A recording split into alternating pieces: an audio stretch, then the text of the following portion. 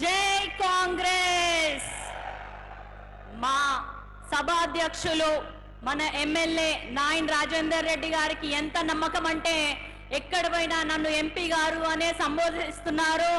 దానికి కారణం మీ నుంచి వస్తున్న ఒక స్పందన అని నేను మీకు తెలియజేసుకుంటున్నాను.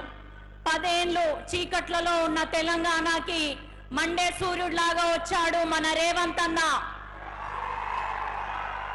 ఈ రోజు వరంగల్ పార్లమెంట్ పరిధిలో జరుగుతున్న ఈ సమావేశానికి ముఖ్య అతిథిగా వచ్చిన మన PCC president CM Revanth Reddy గారికి, అలాగే మన మంత్రులు సురేఖమ్మ గారికి, సీతక్క గారికి, శ్రీధర్ బాబు గారికి, AICC incharge secretary Rohit Chaudhary గారికి, అలాగే నా ప్రియతమ శాసన సభ్యులందరికీ మరియు వివిధ జిల్లా పార్టీ ప్రెసిడెంట్లకి, వివిధ హోదాల్లో కాంగ్రెస్ పార్టీలో పనిచేస్తున్న నా కాంగ్రెస్ పెద్దలకి, ప్రెస్ మీడియా మిత్రులకి, ఈ రోజు నేను నామినేషన్ వేసిన మీ ఇంటి ఆడబిడ్డని దీవించడానికి 7 నియోజకవర్గాల నుంచి వచ్చిన నా అన్నదమ్ములకు, అక్క చెల్లెళ్ళకి అందరికీ కూడా పేరు పేరున నా హృదయపూర్వక నమస్కారాలు తెలియజేసుకుంటున్నా.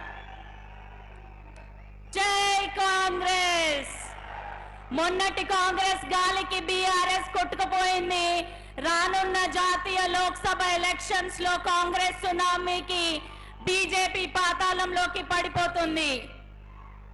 మీ అందరూ కూడా ఎంతో ప్రేమతోటి కాంగ్రెస్ పార్టీని హక్కున చేర్చుకున్నారు. అదే విధంగా డాక్టర్ కడియం కావ్యకి వరంగల్ లోక్సభ అభ్యర్థిగా ప్రకటించిన మన జాతీయ అధ్యక్షురాలు సోనియా గాంధీ గారికి, ఏఐసిసి ప్రెసిడెంట్ మల్లికార్జున ఖార్గే గారికి, రాహుల్ గాంధీ గారికి, ప్రియాంక గాంధీ గారికి, అలాగే మన PCC president CM Revanth Reddy గారికి, బట్టి విక్రమార్క గారికి, మిగతా మంత్రులకి, శాసన సభ్యులకి అందరికీ కూడా పేరు పేరు నా హృదయపూర్వక ధన్యవాదాలు తెలియజేసుకుంటున్నాను. మనకు తెలుసు రాహుల్ గాంధీ గారు భారత్ జోడో యాత్ర చేస్తుంటే అటు నరేంద్ర మోడీ భారత్ తోడో యాత్ర చేస్తున్నాడు. విద్వేషాలను రెచ్చగొడుతూ విధ్వంసం సృష్టిస్తున్నాడు. భారతదేశాన్ని ముక్కలు ముక్కలుగా మనుషుల్ని ప్రాంతాల వారిగా, కులాల వారిగా, మతాల వారిగా విడదీసి రాముడు నా ఒక్కడి సొత్తే అని చెప్పి మాయమాటలు చెప్పి అదేదో 400 సీట్లు నేను తెచ్చుకుంటా అనుకున్నాడు. కానీ ఆయన అక్కడ నార్త్ లో చతికిల పడ్డ విషయం ఆయనకు అర్థమైంది కాబట్టే గత 2-3 రోజుల్లో పిచ్చి పిచ్చిగా ప్రకటనలు చేస్తున్నారు అన్నది మీరు గమనించాలి. నరేంద్ర మోడీ, బీజేపీ అభ్యర్థులు ఎవరైనా మీకోసం ఓటు అడగడానికి వస్తే మీరు అడగండి, మీరేం నిధులు ఇచ్చారు తెలంగాణకి, ఏం ప్రాజెక్టులు ఇచ్చారు, ఏం ఇండస్ట్రీస్ ఇచ్చారు, ఏం ఇన్స్టిట్యూట్ ఇచ్చారని. కాంగ్రెస్ ప్రభుత్వమే ఐఐటి ఇచ్చింది, ఎన్ఐటి ఇచ్చింది, ఇస్రో ఇచ్చింది. ఏదైనా ఒక విద్యా సంస్థని భారతదేశంలో తెలంగాణ రాష్ట్రానికి ఇచ్చిందంటే అది కేవలం కాంగ్రెస్ పార్టీ అని మీ అందరికీ తెలియజేస్తున్నాను. ఏ విధంగానైతే విద్వేషాలు రెచ్చగొట్టి రాజకీయాలు చేస్తున్న నరేంద్ర మోడీ ఒకవైపు ఉంటే, ఇంకోవైపు డాక్టర్ బిఆర్ అంబేద్కర్ అడుగుజాడల్లో నడుస్తూ 5 న్యాయంలో సమన్యాయం అనేది ఒకటి చేర్చి జనగణ ప్రకారం మనకి రిజర్వేషన్స్ కల్పిస్తా అన్న రాహుల్ గాంధీకి మనమందరం తోడుగా ఉండాలి.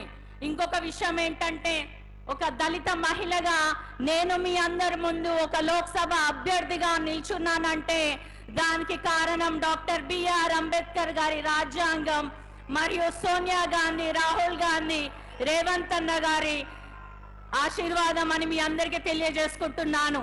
మరి అట్లాంటి రిజర్వేషన్స్, రాజ్యాంగాన్ని డాక్టర్ బిఆర్ అంబేద్కర్ తీసేస్తా అంటున్నాడు. నాలాగే నేనెంతో కలలు కన్నాను ఈ పొజిషన్ కి రావడానికి. నా కళ కాంగ్రెస్ ద్వారా తీరబోతుంది. మరి అట్లాంటి కళలే మన పిల్లలు కంటారు. మరి మనకి రాజ్యాంగం కల్పించిన హక్కు మన పిల్లలకి రావద్దా? మీరందరూ ఆలోచించండి. రిజర్వేషన్స్, రాజ్యాంగాన్ని ఎత్తేస్తా అంటున్న నరేంద్ర మోడీని ఎట్టి పరిస్థితుల్లో 3వ ప్రధానమంత్రిని చేయొద్దని మీ అందరికీ కూడా చేతులెత్తి విజ్ఞప్తి చేస్తున్నాను. రాహుల్ గాంధీ గారు వాళ్ళ పార్టీ కాంగ్రెస్ పార్టీ త్యాగాల పార్టీ.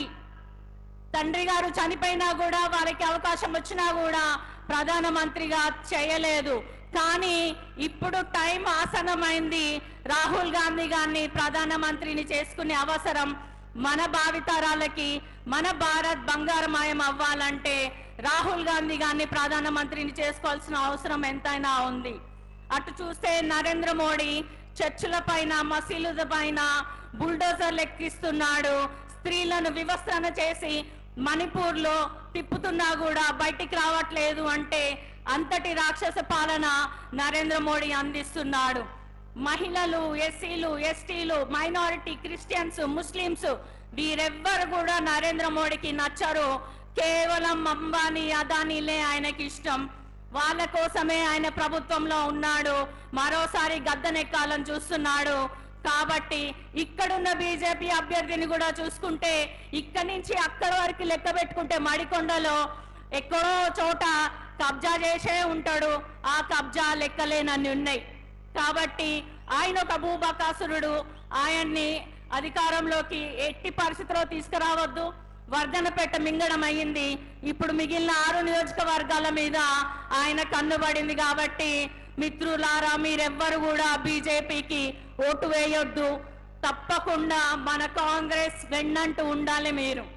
ఇకపోతే నేను ఎంపీ అభ్యర్థిగా మీ ముందుకు వస్తున్నాను కాబట్టి నేను ఒక ప్రత్యేకమైన ప్రణాళిక మన రేవంత్ రెడ్డి గారి సహకారంతో, మన ఎమ్మెల్యేల సహకారంతో రూపొందించుకుంటాను. అందులో ఫస్ట్ మనకెన్నో సంవత్సరాల నుంచి పెండింగ్ ఉన్న కొన్ని ఇష్యూస్ ఉన్నాయి. హైదరాబాద్, వరంగల్, భూపాలపల్లి నేషనల్ హైవేలో ఇండస్ట్రియల్ కారిడార్ ఏర్పాటు చేసుకొని వాటికి సబ్సిడీలు తెచ్చుకొని పరిశ్రమలను ఏర్పాటు చేసుకుందాము. అందుకు మన సీఎం గారు సహకరిస్తారు. అదే విధంగా శ్రీరామ్ సాగర్ మొదటి, 2వ దశ పూర్తయింది. దేవాదుల ఎత్తిపోతలు తర్వాత కాకతీయ గొలుసు కట్టు చెరువుల వల్ల వరంగల్ పార్లమెంట్ బరిలో ప్రతి ఎకరానికి, ప్రతి గ్రామానికి నీరు అందించే అవకాశం ఉంది. కాబట్టి మన సీఎం రేవంత్ రెడ్డి గారి చొరవతోటి దేవాదుల 3వ దశ కూడా పూర్తి చేసుకొని రైతుల సహకారంతో ప్రతి ఎకరానికి నీరు అందించే విధంగా నేను కృషి చేస్తాను. రైల్వే కోచ్ ఫ్యాక్టరీ మన విభజన హామీలలో అది ఒకటి. దాన్ని కూడా బీజేపీ పెండింగ్ లో పెట్టింది. అది వచ్చే విధంగా ప్రయత్నిస్తాను. మనందరికీ తెలుసు, ఉత్తర దక్షిణ భారత కూడలి అయినటువంటి కాజ్పేట్ రైల్వే జంక్షన్ ని డివిజన్ చేయాల్సిన అవసరం ఎంతైనా ఉంది. ఎందుకంటే మనకు నీటి వనరులు ఉన్నాయి, అనేక వనరులు ఉన్నాయి. ఎక్కడైతే ట్రాన్స్పోర్ట్ సిస్టమ్ అభివృద్ధి చెందుతుందో అక్కడ డెఫినెట్ గా వరంగల్ అభివృద్ధి చెందుతుంది అన్నది మీరు గుర్తుంచుకోవాలి. ఇంకొక విషయం ఏంటంటే మనకి ఇక్కడ ఇంకొన్ని ఐటీ కంపెనీస్ వస్తే ఇదొక ఐటీ హబ్ గా కూడా తయారు చేసుకోవచ్చు. అలాగే ఇంతకుముందు చెప్పినట్టు ఒక ఇండస్ట్రియల్ కారిడార్, ఒక ఐటీ హబ్, ఒక ఎడ్యుకేషనల్ హబ్. మనందరికీ తెలుసు కాకతీయ యూనివర్సిటీ, మెడికల్ కాలేజ్, తర్వాత ఎన్ఐటి వరంగల్ జిల్లాలో ఉన్నాయి. అదే విధంగా తెలంగాణలో రావాల్సిన ఐఐఎం ని వరంగల్కి వచ్చే విధంగా నేను కృషి చేస్తానని మీ అందరికీ కూడా తెలియజేసుకుంటున్నాను.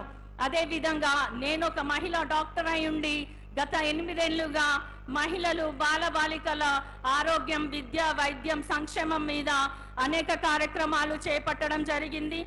కాబట్టి నేను ఒక ఎంపీ అయ్యాక డెఫినెట్ గా కూడా మీ అందరి కోసం ఫస్ట్ మహిళలకి అధిక ప్రాధాన్యత ఇస్తాను. మనందరికీ తెలుసు కాంగ్రెస్ మహిళలకి, యువతకి పెద్దపీట వేసిందన్న విషయము. అది మన యువ న్యాయం గాని, మహిళా న్యాయం గాని చూసుకున్నట్టయితే ఎన్నో పథకాలు మన కోసము కాంగ్రెస్ పార్టీ మేనిఫెస్టోలో జత చేయడం జరిగింది. కాబట్టి మన వరంగల్ జిల్లా ఎంతో విశిష్టత కలిగిన ఒక జిల్లా, ఉమ్మడి వరంగల్ జిల్లా. రాణి రుద్రమ పరాక్రమణ, తర్వాత సమ్మక్క సారక్క ధిక్కార సంస్కృతి, చాకలి ఐలమ్మ ధీరత్వం, దొడ్డి కొమరయ్య వీరత్వం కలగల్పిన నేల మీద గాలి పీల్చుకునే ఒక ఆడబిడ్డగా మీ ముందుకు వస్తున్నాను. మీకెప్పుడు 24 గంటలు అందుబాటులో ఉండి మీకు కావాల్సిన పనులన్నీ మన శాసనసభ్యుల సహకారంతో, రేవంత్ రెడ్డి గారి సహకారంతో తప్పకుండా పూర్తి చేసి మీకెప్పుడు అందుబాటులో ఉంటూ మన వరంగల్ జిల్లాని ఇంకెంతో అభివృద్ధి చేసే దిశగా నేను ప్రయత్నిస్తానని తెలియజేసుకుంటూ, నాకు ఈ అవకాశం ఇచ్చిన పెద్దలందరికీ కూడా, నా కోసం తరలి వచ్చిన ప్రజలందరికీ, మన రేవంత్ రెడ్డి గారికి, సీఎం గారికి నా ధన్యవాదాలు తెలియజేసుకుంటూ సెలవు తీసుకుంటున్నాను. జై కాంగ్రెస్.